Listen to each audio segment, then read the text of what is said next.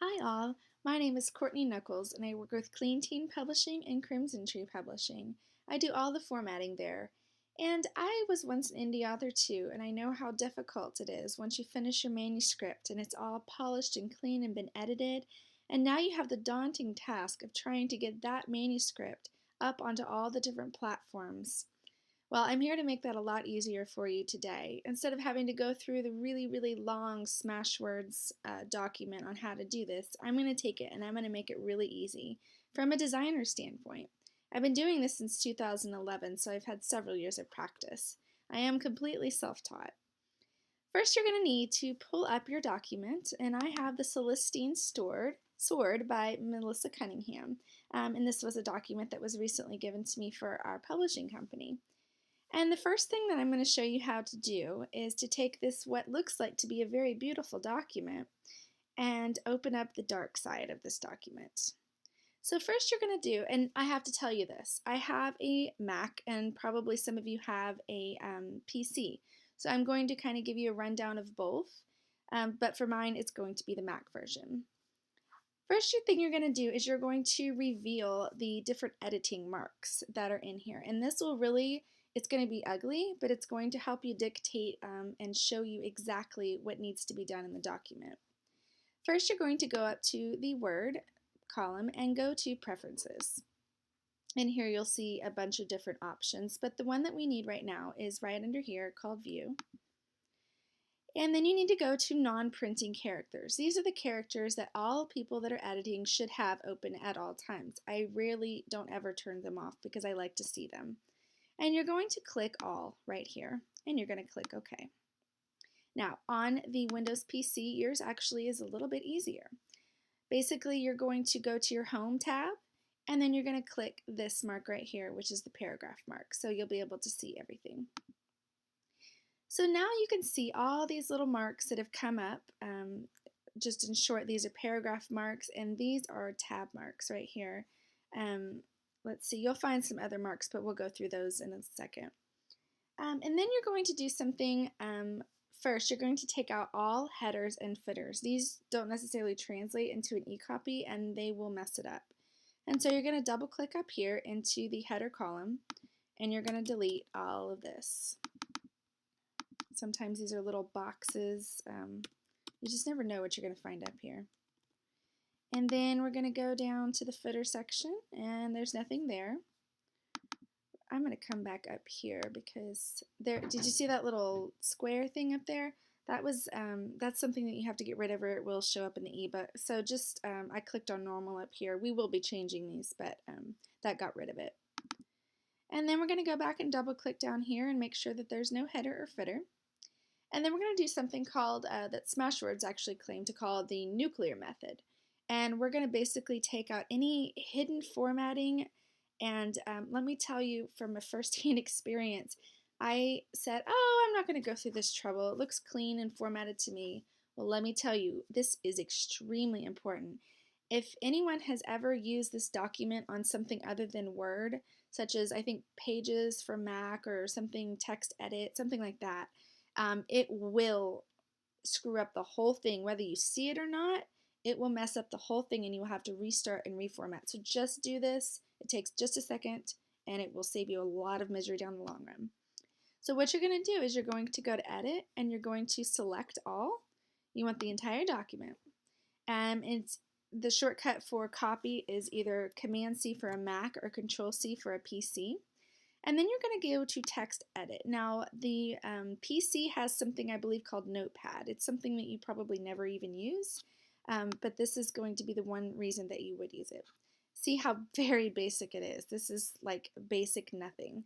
And then you're going to paste it, either Command V or Control V, and it will all be in here, all nice and pretty. And then, I know this sounds silly, but you're going to select all again. You're going to copy it. And this is important. You're going to open up a new blank document.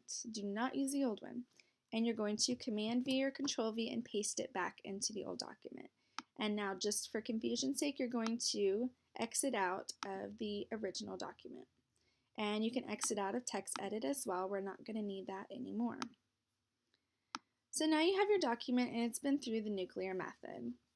And you're going to scroll back up to the top. And the other point on this video that I'm going to show you is how to set up the different things under here for styles to best manage your document while you format. Doing this setup process for your documents will save you a lot of time and hassle in the long run. So it may seem like you're doing this a lot and doing a lot before you start formatting, but really it's worth it. So mine here are defaulted that look like this. Now yours might be different. It might be normal, and it might be, I think it says no spacing. Yeah, no spacing centered, something of that sort, but these should be pretty much the same. We're going to focus on the first two right here, normal and center, or mine says centered, yours will probably say no spacing. But we're going to set these two up to make it a little bit easier for you to format. The first thing that you're going to do is you're going to right click on normal, and you're going to go down to modify. And this is going to pull up a modify style box. And you'll notice several components here. You'll notice that you have your font style, you'll have your the way that you want your font centered, left indent, right indent, justified. You'll also have single space, 1.5 space, double space. This is really all up to your personal style, but I'm going to show you how I like to keep my document. Do not ever press these in this sense because it will make your entire document, whether you want it or not, bold, italic, or underline. I wouldn't mess with the font color. But in any case, with ebooks, you kind of have just a couple of choices on the fonts that you're going to be able to use. In my experience, Times New Roman and Arial are probably my two favorite. If I have a really girly book, I really do like to use Arial. But in this case, I'm just going to stick with Times New Roman. I think personally that between 11 and 12 font is probably the best font that you could use for your entire document. And also on this point, you could use the left indent. A lot of people do that.